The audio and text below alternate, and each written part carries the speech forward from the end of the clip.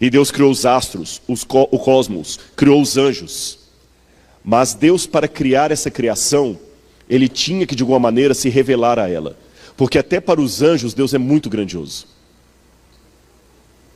Não é só o ser humano que não pode compreender a Deus. Nem o maior dos anjos tem uma mente privilegiada que possa abarcar Deus. Então o que Deus fez? Quando os homens querem esconder o rosto deles, eles usam uma máscara. Deus, para se revelar, colocou uma máscara. A maneira de Deus se revelar é se escondendo. Como assim, Rodrigo? Ele diminuiu a glória dele, para não ofuscar a criação. Ele diminuiu o poder dele. Ele diminuiu o aspecto dele. E ele apareceu até para os outros mundos, para os anjos, na pessoa do seu filho. Antes da criação do mundo, Cristo já assumia a função de revelar a Deus. Porque as pessoas precisavam de uma forma mais tátil de Deus. E Cristo assumiu essa forma. Por isso que, ao contrário do que muita gente pensa, ele é o arcanjo Miguel. Não é que Jesus era um anjo, não é que Jesus foi criado por Deus.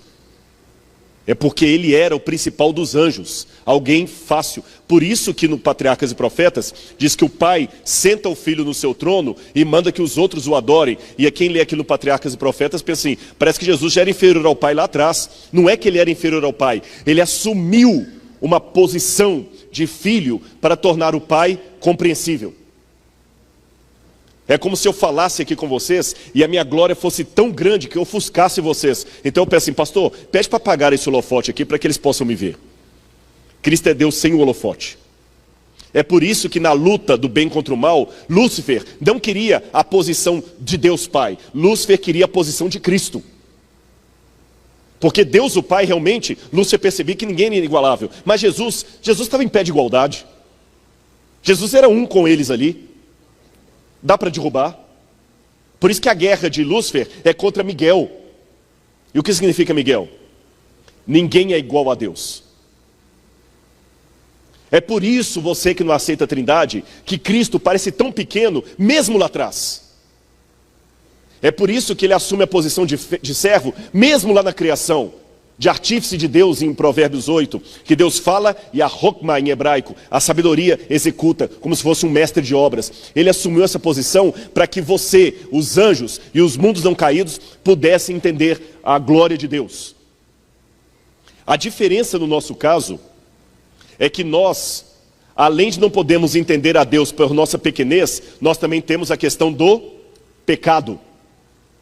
E aqui no caso da humanidade, Jesus teve que assumir algo a mais do que simplesmente revelar o Pai. Ele teve que revelar o Pai e, além de revelar, salvar a raça que pelo pecado estava longe do Pai. Vocês entenderam? Para os mundos não caídos, bastava revelar o Pai. Para nós, revelar o Pai e nos salvar. Eu gosto dessa passagem de Hebreus 1, verso 1. Por que eu coloquei em grego ali? Porque em grego tem uma passagem um pouquinho diferente. Na sua Bíblia está assim, olha. Hebreus 1, verso 1. Havendo Deus falado de muitas maneiras aos pais pelos profetas, nos últimos dias nos falou através do Filho, a quem constituiu o herdeiro de todas as coisas. Não é assim que está assim? Não é assim que está assim? No grego está um pouquinho diferente. Polímeros, de muitas maneiras. Kai polítropos, e de muitas formas. Palai, antigamente. Roteos lalessas, falou Deus. Tois patrocin, aos pais, en tois profetais, falou aos pais através dos profetas. Eu coloquei ali em vermelho. Ep esratu to remeru, mas nos últimos dias, tuto elalesen rimin, ele nos falou en ruiô, no filho. Mesmo quem não sabe ler grego, percebe pelo que eu notei ali no vermelhinho, que a frase de baixo está faltando uma palavra em relação à de cima. Conseguem ver isso? É que a de cima eu leio assim: Deus falou aos pais através dos profetas. E na de baixo, Deus falou a nós no Filho, ou em Filho. Qual a diferença, Rodrigo, que a tradução não captou? É o seguinte: Jesus Deus não falou em nós apenas através de Jesus, no sentido que Jesus era um profeta inspirado. Deus falou conosco filialmente, no Filho. Os profetas do Antigo Testamento mostraram a Deus por inspiração. Cristo não mostrou a Deus porque era inspirado. Cristo mostrou a Deus porque ele já era Deus, falando em linguagem humana. Isaías mostrou Deus por inspiração. Cristo mostrou Deus por encarnação.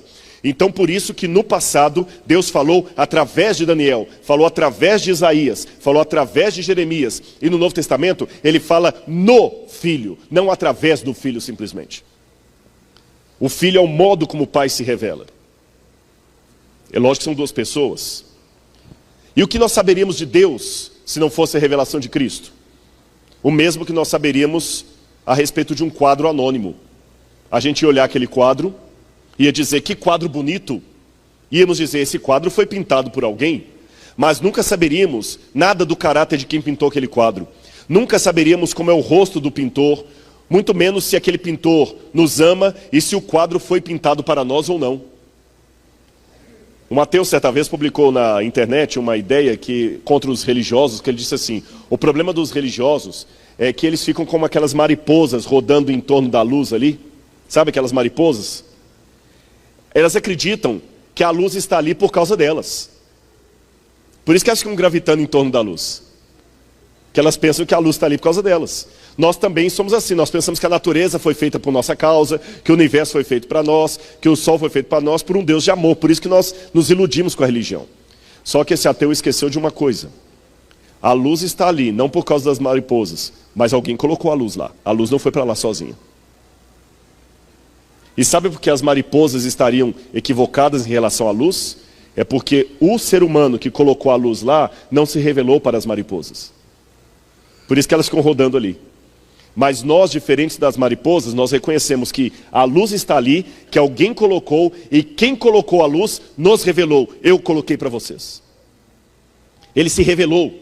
Então nós não temos apenas um quadro pintado, nós temos a assinatura e a fotografia de quem pintou. E nós sabemos por que ele pintou. A assinatura é Cristo. Agora eu vou para a parte final da minha palestra. Repetindo, Deus é grandioso, nunca podemos abarcá-lo nem conhecê-lo.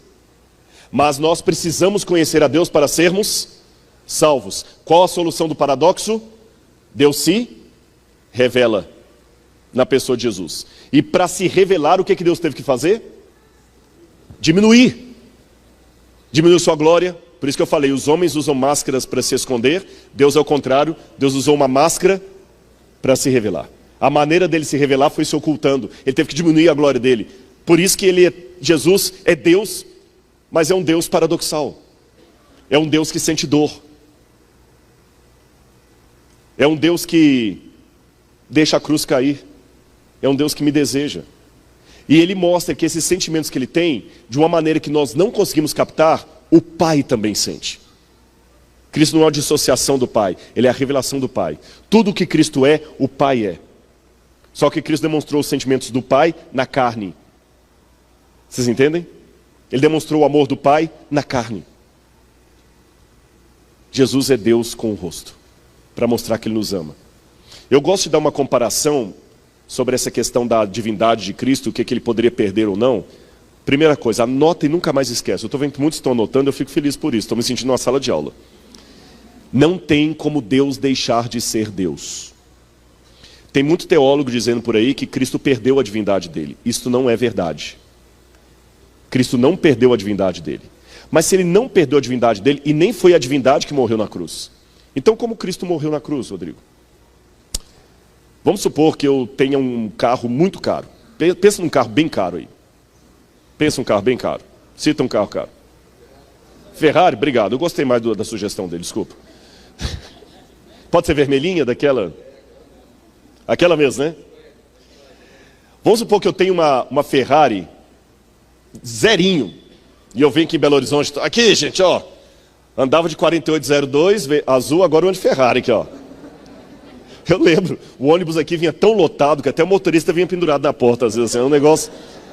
Ô, vida, não tem saudade, não. E a marmitinha batendo ali atrás e tudo, é triste, pastor. Pastor Zé Marcos era mais... Os bairros que ele lembra de carro, eu lembro de ônibus. Aí um dia o pastor Zé Marcos encontra comigo, andando a pé, conversando com um amigo aqui, subindo a ladeira aqui do Catri. Eu falo, ô Rodrigo, por que você está andando a pé nesse sol quente? Ah, pastor, esse meu amigo aqui precisa conversar comigo e ele não anda de carro porque ele tem fobia do carro. Ele tem fobia, ele vai ter medo. Ele precisa conversar comigo, então eu vim a pé. Ah, Rodrigo, mas você tem uma Ferrari. Você tem que andar de Ferrari. Eu virarei para o pastor e falei, pastor, desculpa. Se eu sou dono da Ferrari, sou dono bastante para usá-la ou não. Se eu sou obrigado a usar a Ferrari porque eu tenho a Ferrari, quem é dono de quem? Ferrari. Eu deixei a minha Ferrari guardada na garagem e vim andando a pé, porque eu sou dono da Ferrari, para usá-la ou não. Pergunto aos irmãos, quando eu respondi assim para o pastor, eu estou verdadeiramente andando a pé ou estou fingindo que estou andando a pé? Eu perdi a minha Ferrari? Eu apenas deixei de usar. Cristo não perdeu a divindade dele, mas por amor de nós, algumas partes, alguns aspectos da divindade, ele deixou propositadamente de usar. Ele deixou de usar a onisciência dele para que ele possa sinceramente perguntar a Adão, onde você está? Ele deixou de propósito a onisciência dele para falar, filho, conta para mim o que você está sentindo no seu coração, eu quero saber. E ele não finge, realmente nesse momento ele não sabe. Porque ele deixou a Ferrari na garagem por amor de nós. Ele deixou a onisciência dele guardada no cofre, quando o espírito dele insta com todo mundo aqui para se salvar, como se ele não soubesse quem vai e quem não vai se salvar. E ele insta com sinceridade, não é fingimento.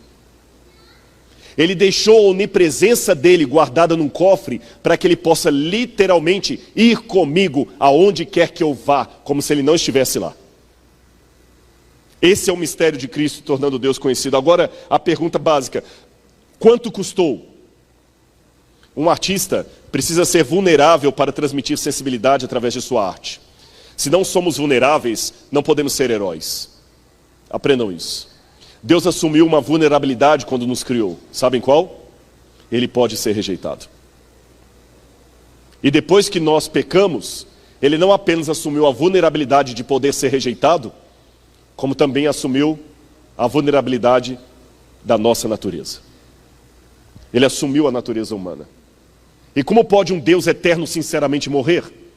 Lembra que eu falei que a divindade de Cristo não podia morrer na cruz. A natureza divina dele não podia morrer na cruz porque era eterno. Mas a natureza humana dele morreu. Como se dá isso? Lembra que eu falei da Ferrari na garagem? E se o preço do meu amigo for mais do que uma caminhada na ladeira do Catri? E se meu amigo nunca mais puder entrar num carro, e para eu me relacionar com ele também eu não devo mais dirigir meu carro? Por amor ao meu amigo, essa garagem ficará sempre com o carro parado. Agora eu estou indo para a parte final, que eu peço bastante a sua atenção. Como pode um Deus eterno sinceramente morrer? E não fingir que morreu? Que ele era eterno? Vamos supor que para que você seja salvo, eu precise perder a minha visão. Mas eu tenho um olho eterno. Eu não tenho como ficar cego. Então voluntariamente, eu fecho o meu olho por toda a eternidade. Eu não perdi a minha capacidade de enxergar. Eu não perdi o meu olho, mas voluntariamente eu obliterei por toda a eternidade a minha visão por amor de você. Isso é pior do que ficar cego. Porque cego você ficou cego. Aqui não. A hora que eu quiser eu abro o olho, mas por amor de você eu decidi nunca mais abrir.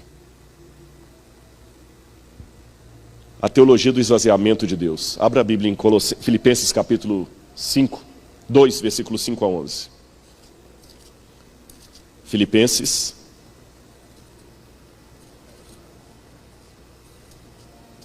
2, 5 a 11. Tende em vós o mesmo sentimento que houve também em Cristo Jesus, pois ele, subsistindo na forma de Deus, não julgou como usurpação ser igual a Deus, ou seja, ele existindo por toda a eternidade na forma de Deus, não ficou agarrado ao fato de ser Deus, Antes a si mesmo se esvaziou. Olha a cena. Ele a si mesmo se esvaziou, assumindo a forma de servo. O que eu falei que ele fez lá no início? Ele não era o servo de Deus, não era através dele que Deus criava o universo, o Logos de Deus, a sabedoria de Provérbios 8, 22. Ele assumiu a forma de servo, tornando-se semelhante aos homens e reconhecido em figura humana. Ele não apenas assumiu a forma de servo, mas como ele veio aqui à terra e assumiu a nossa natureza. E a si mesmo se humilhou, tornando-se obediente até a morte e morte de cruz. Fica com a Bíblia aberta. Nesse esquema você vê o que Cristo fez. Ele tinha uma condição eterna, divina, como Filho de Deus. Mas ele se esvaziou, assumiu a forma de servo, kenosis, se esvaziou, em semelhança de homem. E quando ele se encarnou, ele assumiu o ponto máximo da degradação. É como se fosse assim, olha, aqui no degrau máximo, Cristo era Deus, mas não ficou agarrado a isto. Ele desceu e se esvaziou da sua divindade. E assumiu a forma de servo. E depois que ele assumiu a forma de servo, ele desceu ainda mais. Ele apareceu em semelhança de homem. E depois que ele apareceu em semelhança de homem, ele desceu ainda mais. Ele foi humilhado e morreu morte de cruz. E quando ele ressuscitou, ele vai voltar para a glória. Aí o que continua a Bíblia dizendo? Que quando ele volta para a glória, Deus lhe dá um nome que está acima de todo o nome. Vamos continuar lendo. Pelo que, verso 9, pelo que Deus também o exaltou sobremaneira, e lhe deu um nome que está acima de todo nome, para que ao nome de Jesus dobre todo o joelho, no céu, na terra e debaixo da terra, e toda língua confesse que Jesus Cristo é o Senhor, para a glória de Deus Pai. Mas tem um problema aqui, a favor dos trinitarianos, aparentemente, dos antitrinitarianos, aparentemente. Um antitrinitariano pode perguntar assim, vem lá, alto, se Jesus é Deus, não precisa que o Pai lhe dê o nome de Deus. Você falou no início da sua palestra que a essência de Deus não admite melhora, não admite graduação, não tem como dar um título a mais para Deus que ele não tenha. Deus é Deus, não tem como alcançar grau máximo de livre docente. Se o Pai dá um nome para ele glorioso, é porque ele não tinha. Seria como se de repente eu pego um médico aqui, Dr. Talvanes, que eu conheço bem, meu amigo. Ele já é médico. Aí a associação agora resolve trazer o Dr. Talvanes aqui à frente e dar um título de doutor, de médico honoris causa para o Dr. Talvanes. Não faz sentido isso, pastor? Ele já é médico. Seria ridículo a associação dar para ele um título de médico honoris causa. Ele já é médico. A pergunta é, se Jesus já era Deus, por que o Pai dá para ele o título de Deus? Eu vou explicar por quê. Nessa posição aqui, Cristo era Deus por natureza. Quando ele assumiu a forma de servo, ele abriu mão da sua divindade por amor da criação. Quando ele se humilhou e se encarnou, ele abriu mão por amor da humanidade. Quando ele se humilhou, morte de cruz, e assumiu o corpo humano, ele volta para o céu com esse corpo humano. E quando ele chega aqui no céu, o Pai fala, da criação para trás, você era Deus por natureza. Agora você é Deus por natureza e por mérito. Você é Deus e merece Deus. Se houvesse eleição para Deus no universo, o único candidato poderia ser Jesus. Ele mostrou que ele não apenas era Deus com o poder de Deus, mas ele tinha o caráter e a nobreza de Deus, mesmo quando esse poder lhe foi tirado. Ele é Deus por natureza e por honra ao mérito. É como se você fosse filho do seu pai por natureza, porque você nasceu do seu pai, e ao mesmo tempo por causa honrosa. Você é filho e adotado ao mesmo tempo. É como se seu pai fala o seguinte, eu vou te registrar 2 vezes. Uma vez porque você é meu filho mesmo, saiu da barriga da sua mãe. A segunda é que eu tenho tanto orgulho de você, meu filho, que se você não fosse meu filho, eu queria te adotar. Entenderam o que eu falei? Jesus, até a cruz, era Deus apenas por natureza. Hoje ele é Deus por natureza e por honra ao mérito. Ele é Deus e merece ser Deus. E qual foi o preço que ele pagou? Eu falo qual foi o preço. A nossa morte era morte eterna. Diz o livro de Hebreus que ele deveria experimentar a morte por todos os homens. Então Cristo não perdeu a sua divindade. Ele não perdeu os seus poderes. Mas João 1,14 diz que ele se fez carne e habitou no meio de nós. Hebreus capítulo 2, verso 9, diz que ele se tornou um pouco menor que os anjos e que ele deveria experimentar a morte eterna. E como é que pode um Deus eterno sinceramente morrer? Lembra que eu fecharia os meus olhos para sempre? Jesus, o preço que ele pagou para você ser salvo, não foi apenas morrer na cruz. Ele vai ter que levar a morte para o céu. De que maneira? Ele vai ficar para sempre retido a um corpo humano. E para mostrar que eu não estou mostrando filosofia aqui, que eu não estou inventando, a Bíblia diz isso. Hebreus 10, 5 a 7, fala, antes corpo me formaste. Colossenses 2, verso 9, diz que hoje, agora, nesse momento, habita corporalmente em Cristo toda a plenitude da divindade. Diz que a plenitude da divindade habita nele como? Corporalmente. Um corpo físico. Filipenses 3, 21. Diz que quando nós ressuscitarmos, nós teremos um corpo semelhante, igual ao corpo de sua glória. Não é semelhante, igual ao corpo de sua glória. Se nós ao ressuscitarmos na volta de Jesus, teremos um corpo não semelhante, igual ao corpo da glória de Cristo, isso significa que na eternidade, o corpo que Cristo tem é o mesmo que os remidos terão depois da ressurreição. Vou mais, Hebreus 1, verso 12, diz que ele é o herdeiro do universo, e diz que ele é sacerdote para sempre. Se ele é sacerdote para sempre, é porque ele está ainda no corpo humano, o corpo sacerdotal. Mais ainda, Hebreus capítulo 2, verso 11, e Romanos 8, 29, diz que ele é nosso irmão. Cristo é o nosso irmão, ele não é o nosso pai. E por que ele é o nosso irmão? Efésios 4, verso 13, porque na glória nós atingiremos a sua estatura. Se eu na glória posso atingir a estatura de Cristo, se eu na glória posso chamar Cristo meu irmão, se o meu corpo glorificado é o mesmo, igual ao corpo de Cristo, então significa que na eternidade ele continua com o mesmo corpo que ele ressuscitou aqui na terra.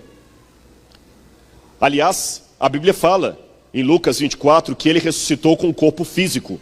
Tanto é que depois da ressurreição, ele até comeu com os discípulos.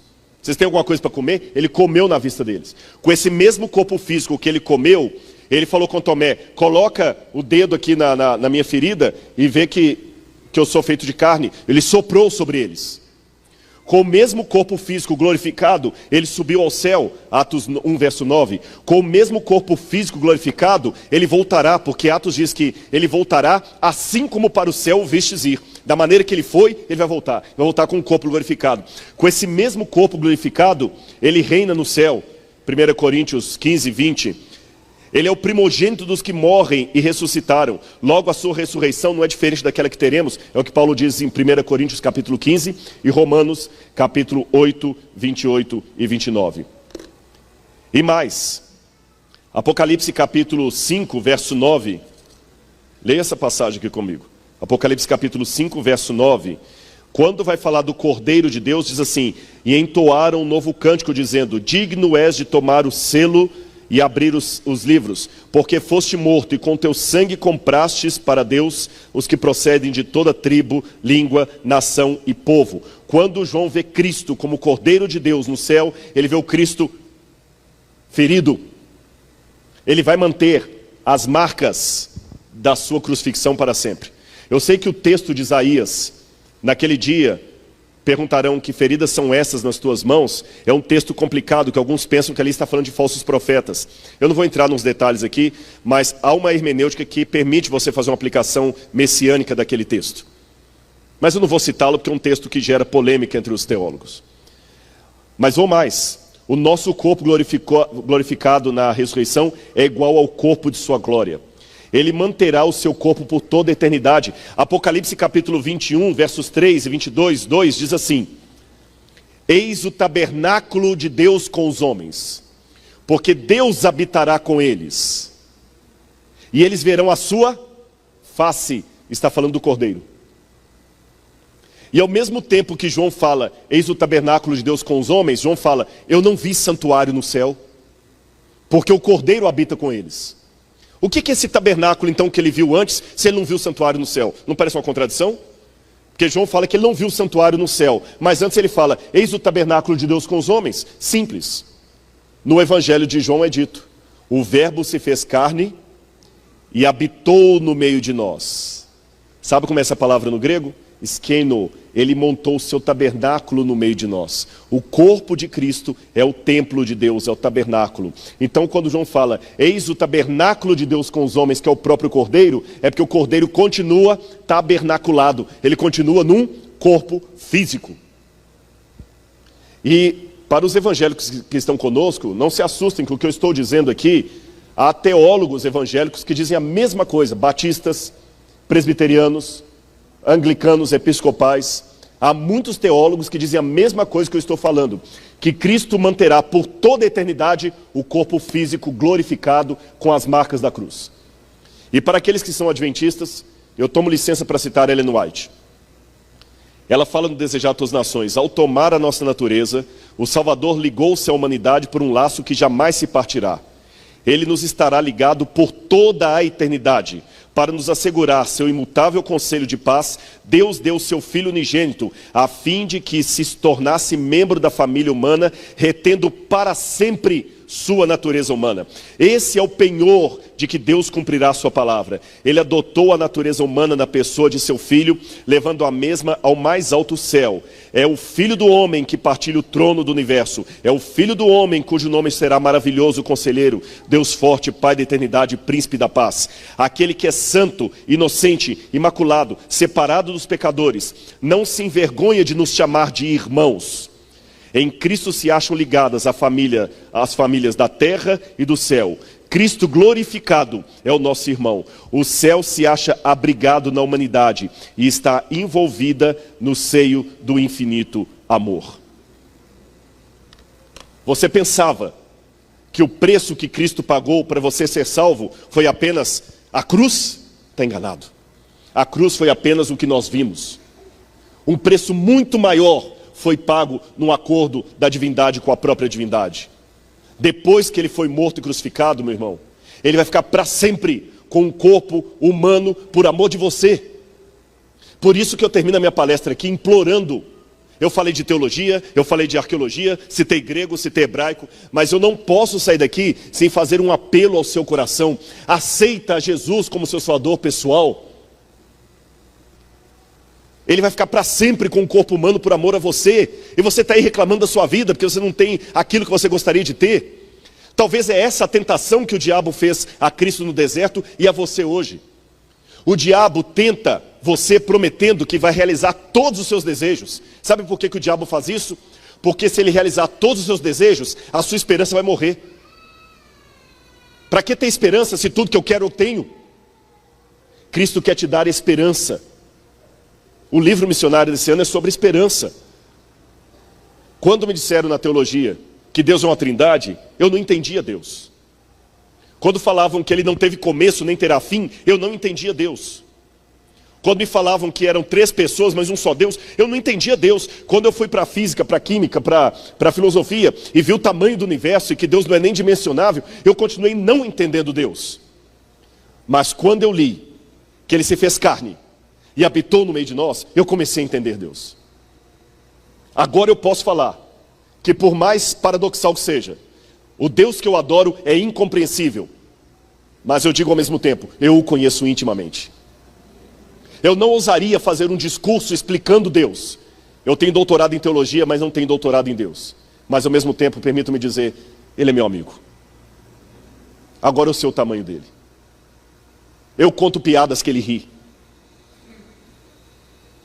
Eu brinco com ele de dama, e ele às vezes perde, e às vezes ganha. E ele fala comigo assim, Rodrigo, eu sou apaixonado por você. Venha para o céu, meu filho, senão eu vou ficar na fossa, porque eu amo você. E ele é apaixonado por mim. E se você tiver essa convicção que Deus é apaixonado por você, para que você vai estar preocupado com quem não gosta de você? Para quê? Para quê? Muito maior do que essa pessoa que não vai com a sua cara é o gosto daquele que fez o universo. E eu garanto, ele ama você, tanto é que ele vai ficar para sempre retido a um corpo humano por amor de você. Isto é o Evangelho. Deus é amor. O resto é apenas comentário. Entenderam a revelação de Deus? Que Deus abençoe muito a vida de vocês. Nós vamos ter um momento de descontração agora, muita gente vai lá ver as exposições, mas por favor, não saia dessa Expo Adventista. Me permitam dizer Expo Cristã, porque tem mãos também não adventistas aqui, sem entregar a sua vida a Jesus todos os dias. Você vai ver que ele é tão real que quase dá para tocá-lo. Amém.